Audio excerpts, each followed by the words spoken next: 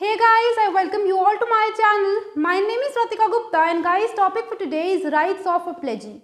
Guys, before we move on, if you are new to my channel and you have not subscribed it yet, please subscribe to my channel right now. And yes, if you enjoy learning with me, you understand what I teach, please like all my videos and do let me know in the comment section. So guys, let's get started with rights of a pledgee. Guys, we'll be discussing 4 very important provisions of the Indian Contract Act pertaining to rights of a pledgee, namely section 173, 174, 175 and 176. So we'll be discussing 3 very important rights related to 4 important sections of the Indian Contract Act. Beginning with first and the foremost important right is right of retention of goods. Guys, ये जो rights हम discuss करेंगे pledgee के, ये मैंने अपने previous videos में already discuss कर लिए, but in this video we'll be discussing them in greater detail somehow. So beginning with first important right, which is right of retention of goods pledged. Goods pledged, guys, goods pledged. जो goods होती है वो क्या होगी? Goods is a movable property which forms the entire subject matter of a contract of pledge, I've told you. और जो goods आपने pledge करी है उनका specific purpose is nothing but security के तौर पे वो काम करती हैं. तो यहाँ पे हम goods pledged में बेस्ट एग्जाम्पल ज्वेलरी की लेके चलेंगे. So guys I have told you कि जो प्लेजी होता है, फॉर एग्जाम्पल बैंकिंग इंस्टीट्यूशन, उसके पास एक राइट होता है कि वो क्या कर सकता है, प्लेजर की गुड्स को रिटेन करके रख सकता है. Right of retention is nothing but right of lien. Right of lien का मतलब क्या होता है कि you can exercise your right of lien. It means you can withhold the property और the goods pledged by the pawnor. Pawnor ने जो आपको गुड्स प्लेज करी है, for example jewellery, as a pledgee you can exercise your right of lien. It means you can withhold that particular property of the पॉनर until and unless your demand as a pledgee is not fulfilled. Which means, for example, आपकी demand क्या होगी as a प्लेजी? Bank है, bank is a प्लेजी. उसकी demand क्या होगी कि जो मैंने आपको पैसा दिया था अगेंस्ट दीज गुड्स प्लेज्ड, वो पैसा मुझे वापस कर दो along with interest. As soon as you repay that debt, along with interest, I will release your security. जो आपने गुड्स को जो सिक्योरिटी रखा है, मैंने उसको रिटेन करके क्या लेना है, जैसे ही मुझे मेरा पैसा मिल जाएगा, I will release it. Because guys, specific purpose for keeping these goods as for pledging these goods is nothing else but security. इसीलिए first important right is right of retention, which is nothing but right of lien. And this lien is a particular lien, guys. Particular मतलब आप particular property को ही withhold कर सकते हो, particular goods को ही withhold कर सकते हो. For example, अगर बैंक ने, these are two people, pledger and pledgee. Pledger ने क्या किया, अपनी गोल्ड ज्वेलरी बैंक के पास किया एज अ कस्टमर. उसने अपनी गोल्ड ज्वेलरी को, गुड्स को प्लेज कर दिया बैंक के पास. बैंक ने क्या किया, प्लेजर को, फॉर एग्जांपल पर्सन ए, उसको क्या किया, 5 लाख रुपीज़ एडवांस कर दिए at the rate of 10% per annum. Rate of interest is 10% per annum. अब जब तक ये इंसान जो प्लेजर है वो 5 लाख रुपीज़ वापस नहीं करेगा along with interest, principal amount के साथ इंटरेस्ट, जब तक वो वापस नहीं करेगा, बैंक जब तक सेटिस्फाइड नहीं होगा कि मेरा पैसा मेरे पास आ चुका है and there are no further dues, तब तक bank as a pledgee can exercise its right of lien, but that too a particular lien. Particular lien means वो पर्टिकुलर गुड्स को ही रिटेन करके रखेगा, goods which have been kept as security against that debt, against those 5 lakh rupees जो debt है, सिर्फ उसी को वो रिटेन करके रख सकता है. So right of lien, right of retention is nothing but you can withhold that property as a pledgee with you as long as your demand is not fulfilled. And as per section 173, pledgee की क्या demands हो सकती हैं? प्लेजी की guys 1-2 demands हो सकती है. For example, जब तक उसकी जो रिपेमेंट ऑफ डेट है उसको नहीं मिलती, या फिर अगर डेट पे कोई इंटरेस्ट है वो नहीं मिलता, या फिर अगर मेरा गाइस कोई नेसेसरी एक्सपेंस हुआ. फॉर एग्जांपल, आपके गुड्स को प्रिजर्व करने में मेरा कुछ नेसेसरी एक्सपेंस हुआ. आई am not talking about extraordinary expense, I am talking about ordinary expenses. I am talking about necessary, in fact I am talking about necessary expense जो incidental है. For example, आपने अपने goods को मेरे पास pledge किया, उनको store करने के लिए ही मेरे को कुछ वेयर हाउसिंग फैसिलिटीज़ की ज़रूरत थी. इट मीन्स मेरा तो नेसेसरी एक्सपेंस हुआ, तो जो एज अ प्लेजी मेरा नेसेसरी एक्सपेंस होगा वो भी मैं आपसे क्लेम कर सकती हूँ. जब तक आप अपनी डेट मुझे वापस नहीं करोगे, या आप इंटरेस्ट इफ़ एनी वो मुझे पे नहीं करोगे, या मेरे नेसेसरी एक्सपेंस भी आप मुझे नहीं दोगे which I have incurred in possessing your goods, in preserving your goods, तो वो जब तक आप मुझे ये 2-3 चीज़ें वापस नहीं करोगे, मेरी डिमांड्स पूरी नहीं करोगे as a pledgee, as per section 173 I have a right of retention of those goods pledged, goods pledged. I hope guys आपको समझ आ चुका है. सेक्शन 173 बहुत क्लियरली सिर्फ एक ही बात बोलते हैं कि प्लेजी का सबसे इंपॉर्टेंट राइट होता है कि वो राइट ऑफ रिटेंशन कर सकता है. Retention is nothing but right of lien. Right of lean is nothing but you can withhold. Right of lean is a particular lean, very important, यानी कि you as a pledgee can withhold that those goods which have been pledged, for example jewelry, as long as my demands are not fulfilled. And my demands are obvious which is repayment of debt or performance of a promise, repayment of interest along with debt if any, or repayment of necessary expenses if any I have incurred in possessing your goods or preservation of your goods. और आपको मुझे देने हैं क्योंकि वो incidental expenses थे, necessary expenses थे, मैंने अपनी मर्जी से नहीं किए, मेरा एक्सपेंस वो होना जरूरी था इन प्रिजर्विंग योर गुड्स। अगर मैं आपके गुड्स को प्रिजर्व ना करती तो आपकी गुड्स की जो वैल्यू है वो बहुत हद तक डिप्रिशिएट हो जाती। तो आपकी गुड्स को प्रिजर्व करने के लिए और पोजेस करने के लिए मेरा जो नेसेसरी एक्सपेंस हुआ है वो भी मैं क्लेम करूंगी। और जब तक आप मेरी ये डिमांड्स को पूरा नहीं करोगे, as per section 173 as a pledgee as a banking institution I have a right of retention of those goods pledged. Now guys, talking about section 174, वो भी राइट ऑफ रिटेंशन की ही बात करता है। सेक्शन 174 को स्टडी करने से पहले मैं आपको एक इलस्ट्रेशन दे देती हूँ। यही इलस्ट्रेशन है कि A and B are two people, B is a banking institution. A ने क्या किया, बी के पास गया as a customer of that bank और उसके पास क्या किया, अपने गुड्स को प्लेज कर दिया, which is nothing but jewellery. B ने क्या किया, बैंकिंग इंस्टीट्यूशन ने ए को क्या किया, पैसा दिया, लोन एडवांस किया, क्रेडिट दिया, कितने का, 5 लाख रुपीज़ का at the rate of 10% per annum. अब गाइज यहाँ पे देखो क्या होगा, let me tell you one thing very importantly. मैंने पर्टिकुलरली क्यों फोकस किया सेक्शन 173 में, क्योंकि guys general rule as per section 173 and 174 both combined अगर हम देखें तो जनरल रूल निकल के ये आता है कि एज अ प्लेजी मेरे पास राइट ऑफ रिटेंशन है, लेकिन वो जो राइट ऑफ रिटेंशन है, राइट ऑफ लीन है, वो पर्टिकुलर लीन है, वो जनरल लीन नहीं है। पर्टिकुलर लीन का मतलब होता है कि जो आपने मेरे को गुड्स प्लेज करी हैं उसके अगेंस्ट मैंने आपको जो लोन दिया है, only with respect to that loan मैं गुड्स को प्लेज कर सकती हूँ। फॉर एग्जाम्पल, कल को आप मेरे से 2 लाख रुपीज़ और ले जाओ, आपने मुझे 5 लाख रुपीज़ वापस कर दिए और आपने मुझे इंटरेस्ट भी वापस कर दिया the rate of 10% per annum. अब मैंने सोचा कि you have return this money back to me, मैं आपको आगे और पैसा दे देती हूँ। अब मैंने आपको 2 लाख रुपीज़ और दे दिए। अब गाइज अगर कल को आप एज अ प्लेजर आप मुझे पैसा नहीं दोगे, आप मुझे मनी जो है वो रिटर्न नहीं करोगे 2 lakh rupees, as a general rule I can not exercise my right of lien against that debt, क्योंकि right of lien as per section 173 and 174 is a particular lien. ये जनरल लीन नहीं होती, ये पर्टिकुलर लीन होती है। It means I have told you in my very first video, मैंने first video में आपको एरोज बना के ही बताया था, if you have watch those videos on pledge.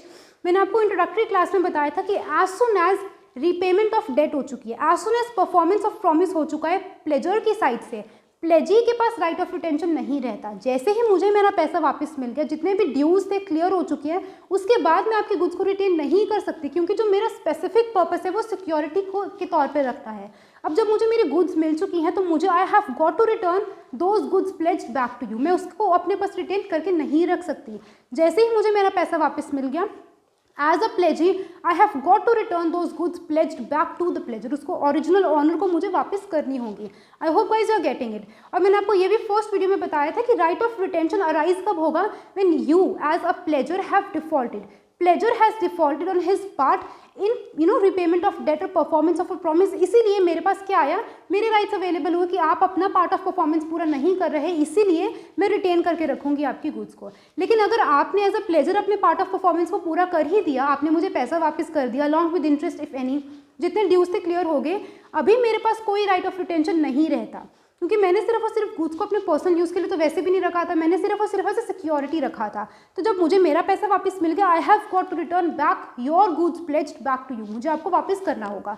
ये तो होता है आपका जनरल रूल। जनरल रूल क्या रहेगा कि अगर ए ने बी को वापस कर दिए 5 lakh rupees along with interest at the rate of 10% per annum, तो बैंकिंग इंस्टीट्यूशन के पास कोई राइट नहीं रहता कि वो उसकी गुड्स को, एक ही गुड्स जो प्लेज्ड है, फॉर एग्जाम्पल ज्वेलरी, उसको अपने पास रखे। As a general rule I have got to return them. और मैं ये नहीं बोल सकती कि मैंने आपको 2 लाख रुपीज़ दिए थे तो वो जो मैंने आपको वापस से पैसा दिया था उसके विद रिस्पेक्ट मैं उन गुड्स को प्लेज कर लूँ, नहीं। इट मीन्स जो मैंने गुड्स को प्लेज करी हैं, they can not be retain against any debt. Guys, the point to be noted is that goods pledged, for example gold, those goods pledged cannot be retained, they cannot be exercised right of lien over against any debt or any debt or performance of a promise. Any means कोई भी debt के against आप उसको use नहीं कर सकते हो। जो original debt थी 5 lakh rupees along with 10% per annum, सिर्फ और सिर्फ ओरिजिनल डेट के अगेंस्ट आप अपना राइट ऑफ लीन एक्सरसाइज कर सकते हो। This is something called particular lean.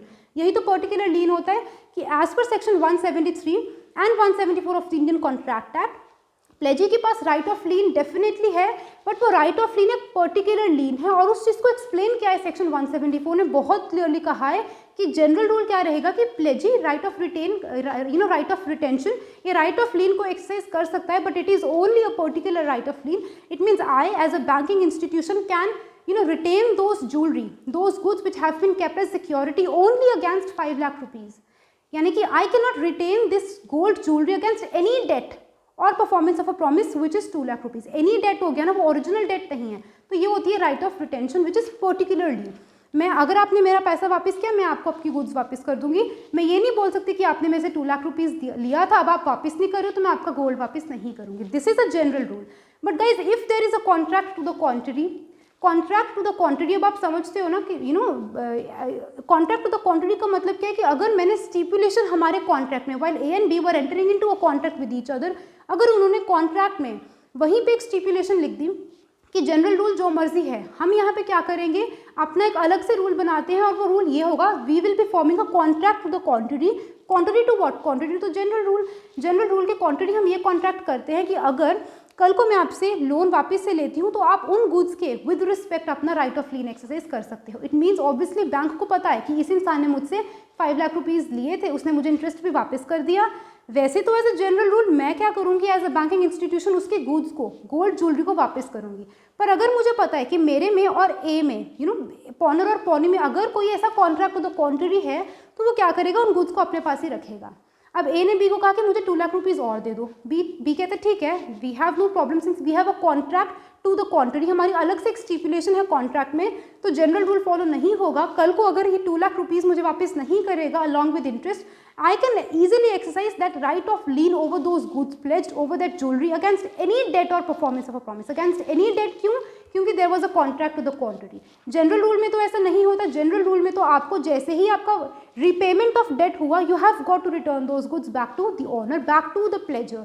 But अगर if there is a contract to the contrary, तो आप इसको इजीली यूज कर सकते हो. तो वो जो जनरल रूल है वो काम नहीं करता. कॉन्ट्रैक्ट टू द कॉन्ट्री, जो आपकी कॉन्ट्रैक्ट में स्टिपुलेशन होती है, वो काम करती है. आई होप गाइस आपको समझ आ चुका है इलस्ट्रेशन के साथ कि सेक्शन 174 क्लियरली बोलता क्या है.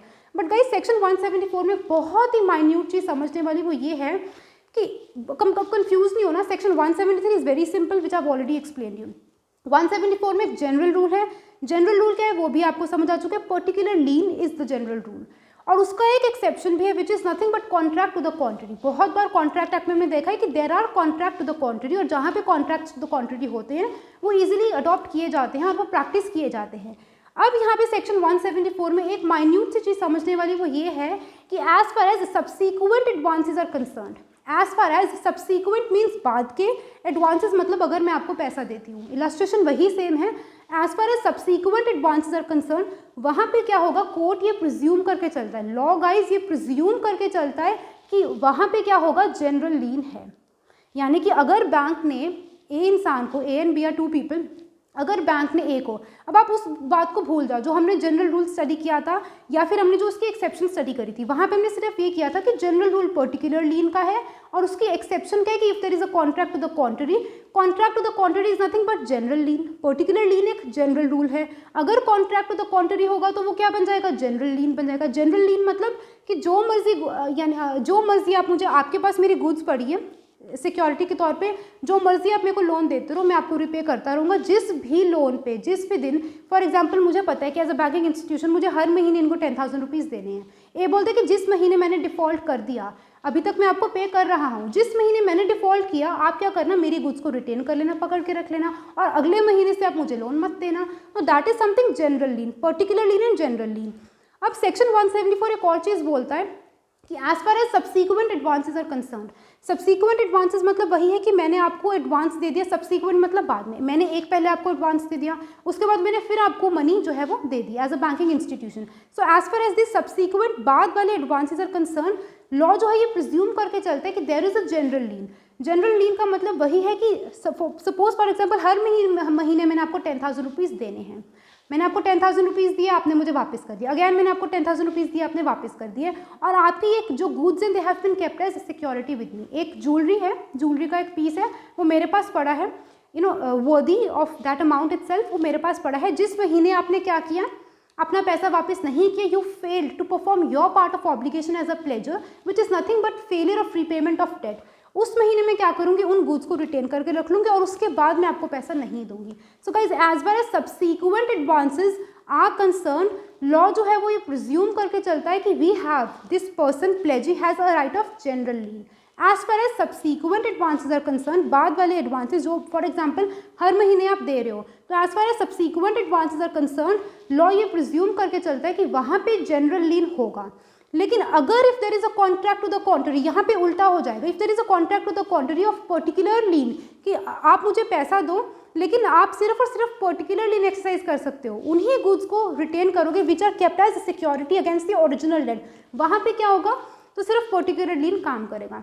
इस कंफ्यूज होने की बात ही नहीं. इफ़ यू अंडरस्टैंड सेक्शन 173, वो क्लियरली इतना बोलते हैं कि आप अपना एज अ प्लेजी आप अपना राइट ऑफ रिटेंशन एक्सरसाइज कर सकते हो जब तक आपको आपके नेसेसरी एक्सपेंसेस नहीं मिल जाते, repayment of debt along with interest if any आपको नहीं मिल जाता. That is something section 178.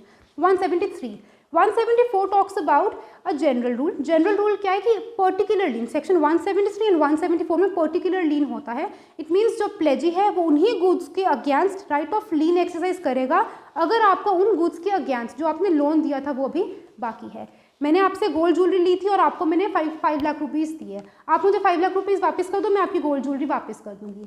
ये जनरल रूल होता है. यानी कि अगर मैं आपको कल को 2 लाख रुपीज़ और दे देती हूँ तो उन 2 लाख रुपीज़ के अगेंस्ट में आपसे आपके गुड्स को रिटेन करके नहीं रख सकती, क्योंकि जो ओरिजिनल डेट है उसके अगेंस्ट वो जो गुड्स थी वो उसके अगेंस्ट सिक्योरिटी थी. 2 लाख के अगेंस्ट वो सिक्योरिटी नहीं था, तो मैं आप एज ए जनरल रूल में नहीं रिटेन करके रख सकती. अगर हमारे बीच में at the time of entering into a contract already एक कॉन्ट्रैक्ट टू द कॉन्ट्ररी हो गया था कि हमारे यहाँ पे पर्टिकुलर नहीं जनरल लीन चलेगा, तो ठीक है, फिर वहाँ पे जनरल लीन काम आएगा.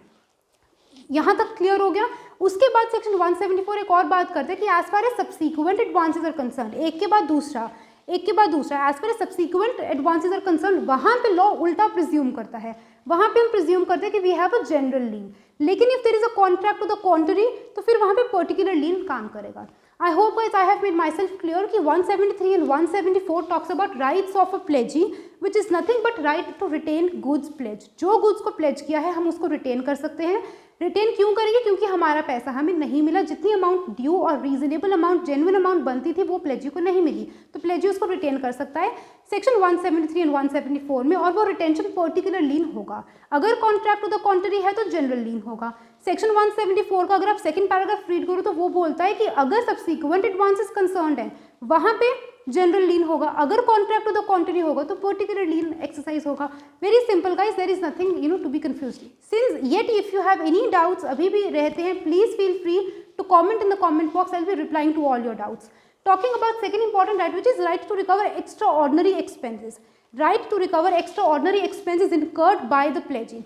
Guys, अब यहाँ पे important point ये है, if you remember मैंने आपको section 173 में कहा कि जो pledgee होता है उसके पास right होता है to recover necessary expenses. Necessary मतलब ordinary expenses, something which was incidental to keeping those goods as a security. It means मुझे पता था कि 100% ये तो मिनिमम खर्चा है जो मेरा होना था, क्योंकि वो मिनिमम खर्चा है, जेन्युइन खर्चा है, बोनाफाइड है, तो मैं आपसे वो ले सकती हूँ. अगर आप मुझे वो मनी नहीं दोगे मेरे एक्सपेंसेस के लिए, I can exercise my right of retention. I can exercise my right of lien. But guys if I talk about extraordinary expenses, नाम से पता लगता है कि these are not ordinary, these are extraordinary. It means guys इन expenses को करना या ना करना is the discretion of the pledgee. जो नेसेसरी खर्चे हुए हैं वो तो वापस करने ही होंगे. गाइस फॉर एग्जांपल अगर मैंने आपकी नेसेसरी खर्चे अगर आपको नहीं भी समझ आ रहे, for example if I have kept you have given your cow to me as a security, कि मेरी काउ को सिक्योरिटी के तौर पे रख लो और मुझे आप 10,000 रुपीज़ दे दो. विलेजेस में ऐसी ट्रांजेक्शन फॉर एग्जाम्पल होती हैं, ए ने बी को अपनी काउ दे दी, प्लेज कर दी, और उसने कहा कि आप मेरे को 10,000 रुपीज़ दे दो. अगर कल को मैं आपके 10,000 रुपीज़ वापस नहीं करता, आप मेरी काउ को अपने पास रखना, आप उसको सेल कर देना या आप उस काउ को अपने यूज़ के लिए यूज़ कर लेना. It is totally up to you. अब गाइस काउ को प्रिजर्व करने के लिए, काउ को पहली बात तो रखने के लिए आई नीड समथिंग, मेरे को एक बहुत ही स्पेशियस जगह चाहिए, तो उसको पजेस करने के लिए, उसको स्टोर करने के लिए, मोर ओवर काउ को फीड करने के लिए, विच is nothing but necessary expense. जो मेरा खर्चा होगा मैं वो प्लेजर से ले सकती हूँ. प्लेजर ये नहीं कहेगा कि काउ को आपने अपने पास रखा था तो जो खर्चा हुआ वो आप ही के ऊपर है. I will not bear it's burden, क्योंकि अगर काउ को हम कुछ खाने को नहीं देंगे, cow will die of starvation, right. So it is important, this is a necessary expense. उसको पजेस करने के लिए, उसको प्रिजर्व करने के लिए goods which have been kept as security. Jewellery तो एक एग्जांपल है, but there could be many examples. किसी भी चीज़ को आप एज अ सिक्योरिटी रख सकते हो प्लेज के तौर पे। तो अगर उसने काऊ रखी है तो काऊ को at least I have to feed that cow. Obviously अगर हम उसको फीड नहीं करेंगे तो there will be a depreciation, बहुत ही ज़्यादा ग्रेट डेप्रिसिएशन हो जाएगी and cow might die of starvation. तो सामने वाले की गुड्स का क्या हो जाएगा, नुकसान हो जाएगा। और सामने वाले की गुड्स का नुकसान हो जाएगा, हम यहाँ पे रीड करेंगे नुकसान क्यों होगा, मेरी खुद की नेग्लिजेंस के कारण होगा। आई एम अ प्लेजी और मेरी नेग्लिजेंस के कारण सामने वाले का नुकसान होगा। तो कहने का मेरा मतलब ये है कि जो नेसेसरी एक्सपेंसेस होते हैं वो नेसेसरी होते हैं, वो ऑर्डिनरी होते हैं, मैंने अपनी मर्जी से नहीं करे। They are not extraordinary, they are ordinary and they were very much important. Necessary थे, इंसिडेंटल थे टू कॉन्सिक्वेंशियल और incidental to keeping that good as security. मैं काऊ को भूखे नहीं रख सकती, that is something which is important, वो मैं क्लेम करूंगी। लेकिन अगर मैं कहूँ extraordinary expense, extraordinary नाम से समझ आ रहा है कि it was not ordinary, it was not genuine, मैंने अपनी मर्जी से किया। तो अगर खर्चा मैंने अपनी मर्जी से किया है, मैं एक बार ट्राई कर सकती हूँ एज अ प्लेजी कि प्लेजर मुझे उसका पैसा वापस कर दे। लेकिन गाइस अगर प्लेजर मना करता है, a point to be noted is that I cannot exercise my right of retention। तभी आपको ध्यान रखना है कि राइट ऑफ रिटेंशन में सेक्शन 173 में आपको नेसेसरी एक्सपेंस वर्ड दिखेगा। Necessary expense is ordinary expense, it is incidental and something which is genuine expense. Section 175 talks about extraordinary expenses. So extraordinary expenses are expenses which are incurred, definitely incurred by a pledgee, but उसकी खुद की description थी, जरूरत नहीं थी, but उसने फिर भी एक्सपेंस किया क्योंकि आपने अपनी मर्जी से किया है। आपको प्लेजर पैसा दे भी सकता है, नहीं भी दे सकता। अगर वो आपका पैसा नहीं देता, अ point to be noted is that you can not exercise your right of retention. उस एक्स्ट्रा ऑर्डिनरी एक्सपेंस के अगेंस्ट आप अपना राइट ऑफ रिटेंशन यूज नहीं कर सकते। आई होप गाइस आपको समझ आ चुका है। Talking about last important right concerning section 176 of the Indian Contract Act which is right of suit to procure the debt and sale of pledged goods. आपको मैंने बताया था कि जो प्लेजी होता है, apart from retaining those goods pledged, वो इंसान क्या कर सकता है, he can either exercise his right of sale और राइट ऑफ सूट। यानी या तो मैं क्या कर सकती हूँ as a pledgee, as a banking institution और any other person, as a pledgee basically in my capacity as a pledgee, या तो मैं सामने वाले को स्यू कर सकती हूँ या फिर मैं उसको क्या कर सकती हूँ, सेल भी कर सकती हूँ। सामने वाले के गुड्स को मैं क्या करूँगी, for example gold jewellery, I will be selling those goods और मैं वहाँ से पैसा क्लेम कर लूँगी। बिकॉज अल्टीमेट पर्पस तो वही था सिक्योरिटी का कि अगर आप मुझे रिपेमेंट ऑफ डेट नहीं करोगे और else if you fail to perform your part of obligation, I will be selling your goods after giving you a reasonable notice, तो वहाँ से मुझे पैसा क्लेम हो जाएगा। So an important point is guys that कि अगर मैं अपना राइट ऑफ सूट एक्सरसाइज करना चाहती हूँ as a pledgee, I am free to exercise my right of suit. It means I can go to the court of law and I can sue the pledger कि उस इंसान ने within reasonable time, within stipulated time as promised, जैसे हमने promise किया था reasonable time के within, उसने अपना पार्ट ऑफ परफॉर्मेंस पूरा नहीं किया, इसीलिए I am suing the other person. I can do that, but guys a point to be noted is that one who seeks equity must do equity. अगर मुझे पता है कि मेरी खुद की नेग्लिजेंस के कारण सामने वाले की goods have been lost, they have been destroyed, और those goods might catch fire, I know I can not redeliver those goods back to the pledger, तो मैं किस तरीके से उसको स्यू करूँ कि वो मुझे मेरा पैसा वापस करे। आप एग्जाम्पल ले लो गोल्ड ज्वेलरी की, या आप काऊ की एग्जाम्पल ले लो। अगर मुझे पता है एज अ बैंकिंग इंस्टीट्यूशन कि सामने वाले की gold jewellery which the other person has kept as security already वो गुम चुकी है, बैंक से it has been stolen, I am in a position not to redeliver those goods kept as pledge, kept as security back to the owner। तो मैं कैसे कहूँ कि आप मेरी गुड्स को वापस करो, क्योंकि as soon as if in case मैंने उसको स्यू किया, if in case सामने वाले ने मुझे रिपेमेंट ऑफ डेट और परफॉर्मेंस ऑफ प्रॉमिस कर दिया, as you know I have already told you repeatedly कि जैसे ही वो मेरा पैसा वापस करेगा, I have got to return his goods back to him। But if I am not in a condition to redeliver those goods back, maybe those goods have been stolen, maybe they have been lost, maybe they have been damaged, और they might have caught fire। So अगर मेरी खुद की negligence के कारण due to lack of reasonable care, शायद मैंने care नहीं रखी, मेरी नेग्लिजेंस के कारण उन गुड्स को कुछ भी होता है, तो इंपॉर्टेंट पॉइंट यहाँ पे क्या है कि मैं वहाँ पे राइट ऑफ सूट जो एक्सरसाइज नहीं कर सकती। अगर सामने वाले की काऊ फॉर एग्जाम्पल मेरे पास थी एंड मैंने काऊ को फीड नहीं किया and as a result that cow has died, उस काऊ की डेथ हो जाती है, now I am not in a position to redeliver his goods back to him. So one who seeks equity, अगर मैं कोर्ट के पास जाती हूँ कि मेरे साथ न्याय किया जाए, तो मुझे भी सामने वाले के साथ न्याय करना होगा। One who seeks equity must do equity himself. So when I know that I am not in a position to redeliver his goods back to him, how can I expect कि वो मेरी गुड्स को वापस करेगा, वो मेरी amount of loan को वापस करेगा। तो वहाँ पे I have lost my right of suing. वैसे एज अ प्लेजी मेरे पास राइट ऑफ स्यू होता है, मैं उसके खिलाफ कंप्लेंट फाइल कर सकती हूँ, बट द थिंग इज मेरे पास एक खुद के पास एक कैपेसिटी होनी चाहिए कि I am in a position to redeliver his goods back to me, अगर वो मेरे पैसे को मुझे वापस करेगा. So this is something which is important.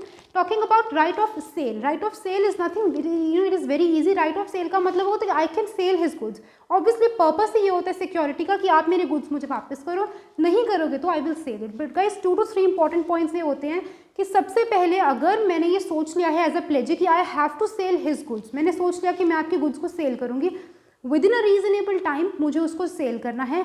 And I have to give a reasonable notice. कुछ दिन बिफोर, रीजनेबल डेज बिफोर मुझे क्या करना होगा, पॉनर को, प्लेजर को रीजनेबल नोटिस देना होगा. Guys this is very important. अगर मैं नोटिस नहीं दूंगी उसे, notice of sale of his goods, ठीक है ना, you know basically acknowledging him कि आपके गुड्स अब मैं बेचने लगी हूँ, ना आई एम क्लेमिंग मनी. क्या पता सामने वाला इंसान आपकी रिपेमेंट ऑफ डेट कर दे, ठीक है, goods might be precious to him और वो बेचने मत दे. So as a pledger, as a pledgee, I am so sorry, as a pledgee ये मेरी एक राइट बनती है for you know this sale to be a valid sale. मेरी एक राइट है that I have to acknowledge that person, I have to acknowledge him by giving him a reasonable notice that yes I am selling so and so good of yours. Since reasonable time निकल चुका है, stipulated time निकल चुका है, आपने repayment of debt नहीं किया. Guys अगर मैं उसको notice नहीं दूंगी तो वो जो sale होगी ना वो void होगी. It will not be binding on the pawnor and moreover it will be unenforceable. वो sale void होगी, unenforceable होगी, it will be bad in law, it will not be valid in law, to be very honest. Talking about second important point is कि मुझे जो cell करना है, if I have made up my mind कि मुझे तो goods को बेचना है, सेल करके पैसा क्लेम करना है, so I have to do that within a reasonable time. जहाँ पे अनड्यू डिले हो गया, जहाँ पे मैं कोर्ट को ये नहीं बता पाई कि why have so many months been pass और सो मेनी ईयर्स बिन पास, अगर मैं उसको रीजनेबल, कोर्ट को नहीं रीजनेबली बता पा रही तो वो भी एक सेल जो होगी वो वैलिड सेल नहीं होगी. So you have got to exercise this right of yours after giving reasonable notice to the pledger, first and the foremost thing, and secondly within a reasonable time. There must not be any undue delay. Third important point guys क्या होता है कि बहुत बार क्या होता है, goods जो है ना they have been kept in bulk. बहुत सारे बल्क में गुड्स को आप ऐसे सिक्योरिटी रख देते हो. फॉर एग्जाम्पल मेरे पास एक ही जो गुड्स है वो 50,000 रुपीज़ की गुड्स पड़ी हैं and I have credited him, मैंने उसको एडवांस सिर्फ 10,000 रुपीज़ का दिया. अब आप देखो there is a huge difference between something which is kept as security and the original debt. 40,000 rupees का यहाँ पे डिफ्रेंसिएशन है. अब मुझे पता है कि सामने वाले ने within a stipulated time, within reasonable time मेरे 10,000 रुपीज़ वापस नहीं करे along with interest, minor interest, उसने मुझे वापस नहीं किया. तो गाइज होगा क्या, as a pledgee I must be aware कि मुझे 50,000 की सारी गुड्स जो है वो वापस सेल नहीं करनी है. While exercising my right of sale I have to keep this in mind. मुझे ये ध्यान रखना होगा कि मेरे को सारी गुड्स वर्थ 50,000 रुपीज़ को सेल नहीं करना, क्योंकि बहुत बार ऐसा होगा गाइस कि goods might be kept in bulk as security. सारी की सारी गुड्स आपने सिक्योरिटी के तौर पे रख दी, लेकिन जो ओरिजिनल डेट है वो उतनी ज़्यादा नहीं है. There is a differentiation between the two. अब यहाँ पे इस इलस्ट्रेशन में भी 40,000 रुपीज़ का डिफ्रेंसिएशन है. तो as an ordinary prudent man बहुत दिमाग से मेरे को काम लेना है while exercising my right of sale also. मैं पूरी की पूरी 50,000 रुपीज़ की गुड्स को बेच के 50,000 रुपीज़ क्लेम नहीं कर सकती. I have to sell only those parts of goods जो कंसर्निंग 10,000 के आसपास होंगे, 10, 12, 15,000 के आसपास, सिर्फ उतना ही मुझे वापस करना है. Because guys a point to be noted is that कि हमारा उन गुड्स को सिक्योरिटी रखने का सिर्फ और सिर्फ एक मोटिव ये था कि कल को अगर सामने वाला अपना पार्ट ऑफ परफॉर्मेंस पूरा नहीं करता, फॉर एग्जाम्पल 12,000 रुपीज़ वो पूरा नहीं करता, तो मैं उससे 12,000 रुपीज़ लूँगी. यानी कि जो वैसे भी अदरवाइज भी अगर मैं 50,000 रुपीज़ की गुड्स उसको सेल करके 50,000 रुपीज़ ले लूँगी, I have got to return money back to the other person. उसको मुझे वापस करनी है जो एक्सेस मनी है, मैं उसको भी रिटेन करके नहीं रख सकती. तो कहने का मतलब है कि while you are exercising your right of sale, you have to act as an ordinary prudent man, as a man of fair average intelligence, और उतनी ही गुड्स को आपको सेल करना है जिससे आपको पता है कि आपको आपकी अमाउंट रिकवर हो जाएगी, वो डेट आपको वापस मिल जाएगी. बिकॉज अल्टीमेटली जो एक्सेस है, जो सरप्लस है, वो आप अपने पास नहीं रख सकते. You have got to return it back to the owner. वो उसी का है, आपको सिर्फ और सिर्फ डेट चाहिए थी, राइट. वहाँ पे भी वही है कि one who seeks equity must do equity. आपको चाहिए था कि मेरे साथ न्याय हो कि जो मेरा पैसा लिया गया है वो वापस दिया जाए. तो उसने वापस नहीं दिया तो आपने उसको सेल कर दिया after giving reasonable notice, and with in a reasonable time आपने उसको सेल कर दिया. बट यहाँ पे आप अनजस्टली अपने आप को एनरिच नहीं कर सकते the cost of the owner. जो प्लेजर है उसके कॉस्ट पर आप अपने आप को एनरिच नहीं कर सकते, और आपको जो एक्स्ट्रा रिमेनिंग सरप्लस है वो उसको वापस करना होगा. और गाइस बहुत बार ऐसे होता है कि जो अमाउंट आपने एज अ सिक्योरिटी रखी है उसकी अमाउंट वैल्यू कम होती है और डेट की ज़्यादा होती है। फॉर एग्जांपल ऐसे ही हो कि जो आपने सिक्योरिटी रखी, प्लेजर ने प्लेजू को सिक्योरिटी दी वो 10,000 रुपीज़ और जो आपने लोन दिया वो 50,000 रुपीज़ का है। अब यहाँ पे कल को अगर वो लोन वापस नहीं करता, यानी कि रिपेमेंट ऑफ डेट नहीं करेगा, I have a right available which is right of sale. But guys अगर मैं राइट ऑफ सेल एक्सरसाइज करूँगी तो मेरे पास सिर्फ 10,000 रुपीज़ वापस आएंगे।